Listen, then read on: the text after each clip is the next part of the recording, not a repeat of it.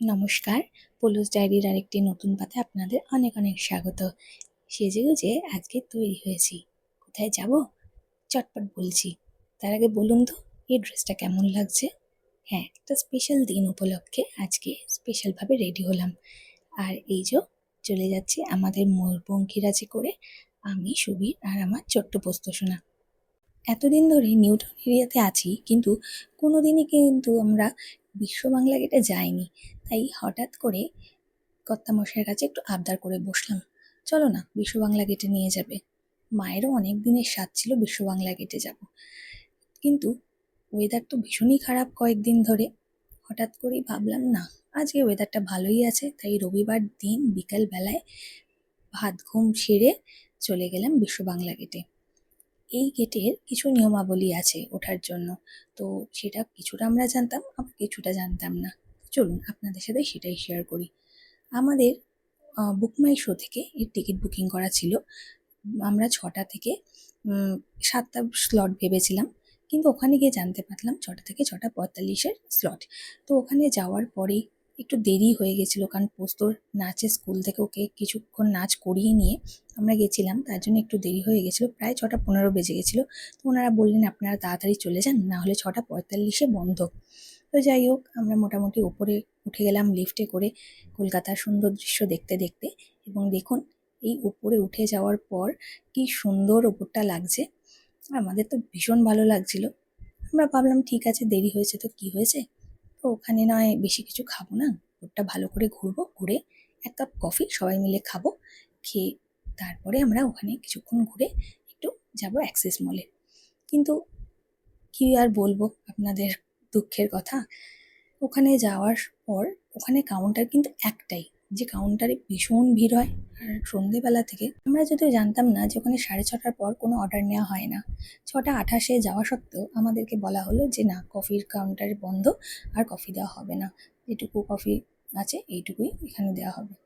আর কি করা যাবে, মনের দুঃখে পুরো বিশ্ব বাংলা গেটটাকে রাউন্ড দিয়ে ভালো করে দেখে মনের মতো করে কিছু ভিডিও ফটো শ্যুট করে আমরা তারপরে একটু মনটা খারাপই হলো। ভেবেছিলাম বেশ এত দূরে এসেছি যখন 1 কাপ কফি তো খাওয়াই উচিত।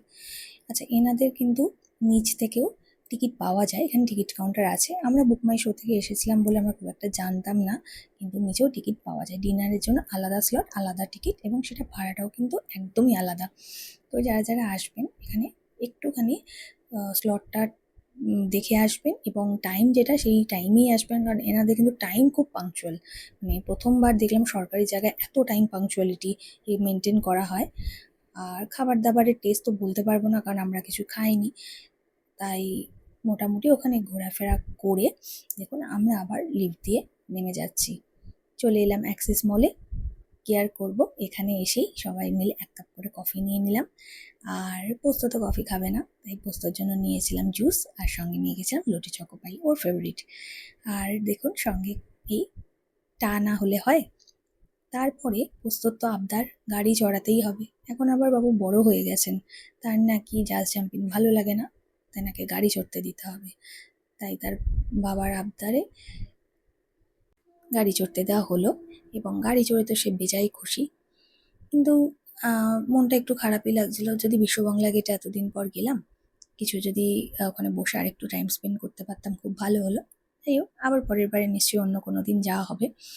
দিনটা কিন্তু বেশ ভালোই গেল। আর হ্যাঁ, এই যে দিনটা কাটলো, সেই দিনটার একটা স্পেশাল কেন বলছিলাম, এই মঙ্গলবার আমার জন্মদিন। তো জন্মদিনের দিন পড়ে গেছে বিপত্তারিণী পুজো। বিপত্তারিণী পুজোতে তো জানেনই একদমই কিছু খাওয়া দাওয়া করা যাবে না, আর আর যাই হোক নিরামিষই হবে। তাই বলেছিলাম চলো সবাই মিলে একটুখানি অন্তত ঘুরে ফিরে আসা যাক। খাওয়া দাওয়া তো রয়েছেই, সেই টুকিটাকি খাওয়া দাওয়া করা যাবে, একটু ঘোরাফেরাও করা যাবে, সেই উপলক্ষে আর কি আমরা চলে এসেছিলাম। তো বেশ ভালোই কাটলো দিনটা, সেটা নিয়ে অবশ্যই কোনো সন্দেহ নেই। তবে হ্যাঁ, একটা কথা বলে রাখি, বিশ্ব বাংলা গেটে ওপরে ওঠার পরে আমার কিন্তু ওপরে স্টাফদের বিহেভিয়ার খুব একটা ভালো লাগেনি। জানি না সরকারি জায়গা বলে কি এরকমই হয়, কিন্তু নিচের যারা সিকিউরিটি দাঁড়িয়েছিলেন তারা কিন্তু খুব ভালো ছিলেন। তারা আমাদের অনেকটা হেল্প করার চেষ্টা করেছিলেন, কিন্তু আমার উপরে স্টাফদের বিহেভিয়ার খুব একটা ভালো লাগেনি। কারণ ওনাদের যেন একটু সময়ের আগেই সব কিছু তাড়াতাড়ি গুটিয়ে নেওয়ার চেষ্টা, একটু বেশি স্ট্রিক্ট রুলস এগুলো চলছিল। ফেরার পথে হঠাৎ করে আমরা অ্যাক্সিস মলে একটা ক্যাফে দেখলাম। তো এই ক্যাফেতে আমার খুব ইচ্ছা করলো যে ব্রাউনি উইথ আইসক্রিম খাবো। তাই আমরা বসে পড়লাম ব্রাউনি উইথ আইসক্রিম খেতে। কিন্তু শুধু ব্রাউনি খেলে হয়? সেটা তো নয় আমার ডিমান্ড।